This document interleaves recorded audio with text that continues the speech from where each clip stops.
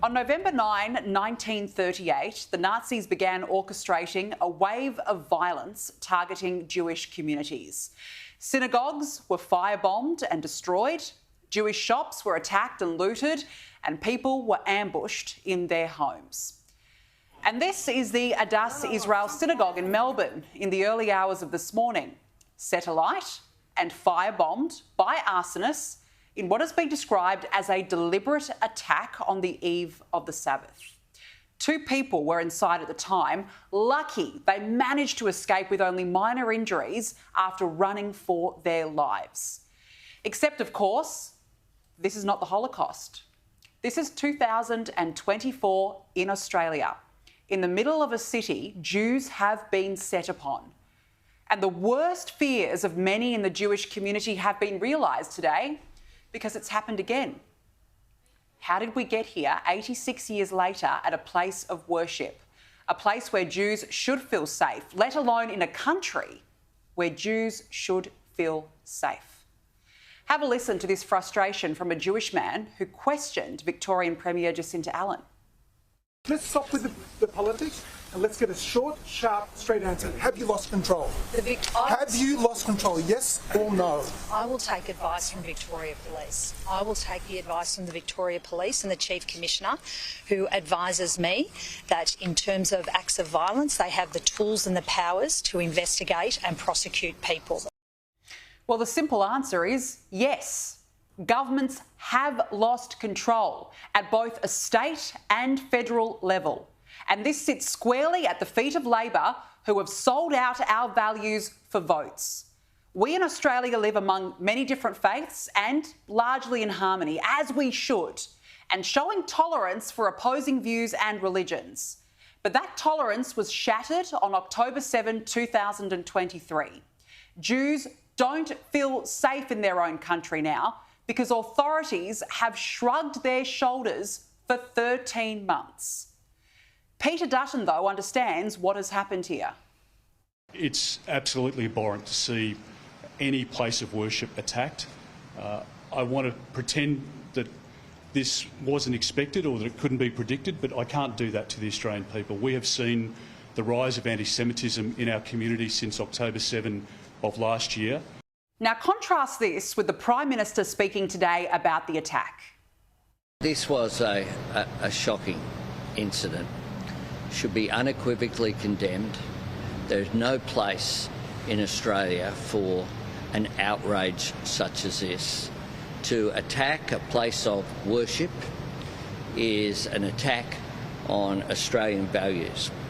To attack a synagogue is an act of anti-Semitism. OK, yes, he's condemned it. Yes, he's called it anti-Semitism. But what has he done since October 7 to stamp out anti-Semitism? Nothing. He's done nothing other than be weak and cower and show no leadership. Labor's moral clarity has been snapped, driven by nothing more than Muslim votes in southwest Sydney seats, even going as far as attacking Israel on the world stage at the United Nations this week in calling for a Palestinian state. And through that, it has abandoned the Jewish community at home and emboldened those who seek them harm. And here we are today with a Holocaust-esque attack on a synagogue. That's why it's so arrogant of the Prime Minister to then say this. Anti-Semitism is something that has been around for a long period of time, of course. But anti-Semitism has been on the rise. We call it out wherever we see it. We've appointed and I spoke with Gillian Siegel, our anti-Semitism envoy.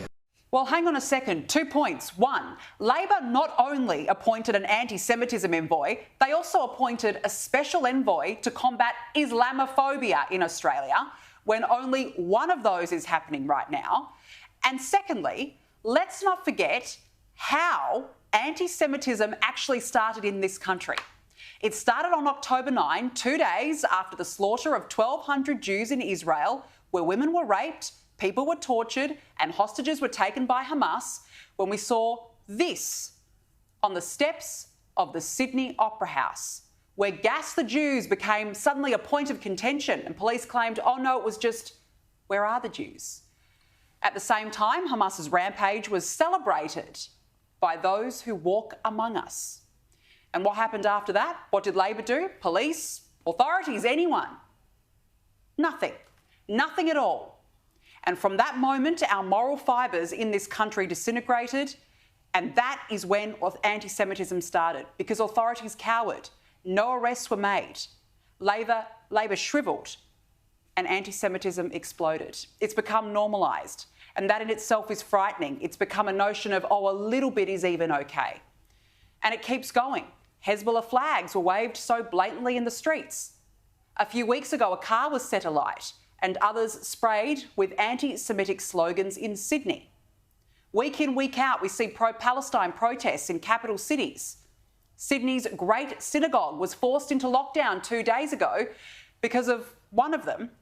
And who was moved on by police? Not the protesters, no arrests were made there, but a Jewish man waving an Israel flag was ordered to leave the area. And where has all this led to? Have a listen to this. I've heard from many, many people within the Jewish community that, quite frankly, don't go into the CBD on a Sunday. Or if they do, they will take their skull cap off.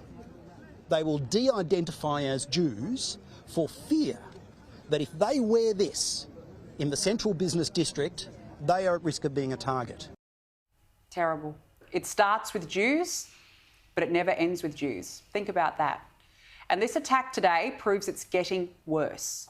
When has Albo ever stood up and said, Hamas release the hostages in the strongest of terms? When has he demanded Hamas stop attacking Israel?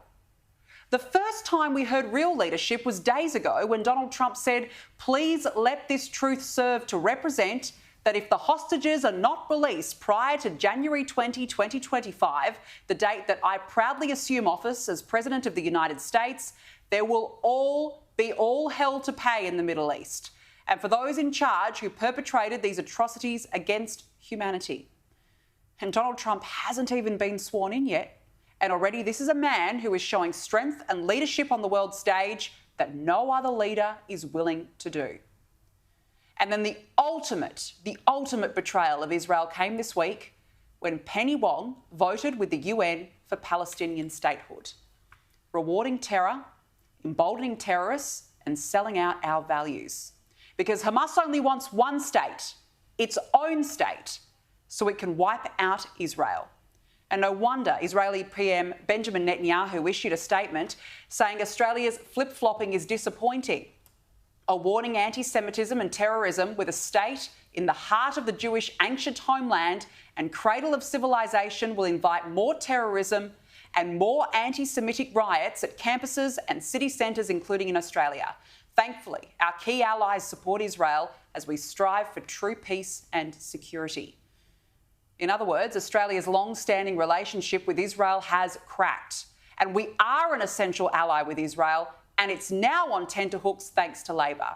And it all falls on the Prime Minister, who said he would adopt a bipartisan position on this issue, then threw it back in the face of Australian Jews at the United Nations.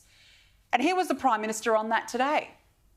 Well, 157 countries voted for that resolution, including the Five Eyes partners, the United Kingdom, Canada, New Zealand, as well as Australia, as well as people we work closely with, Germany, Italy, other countries in our region.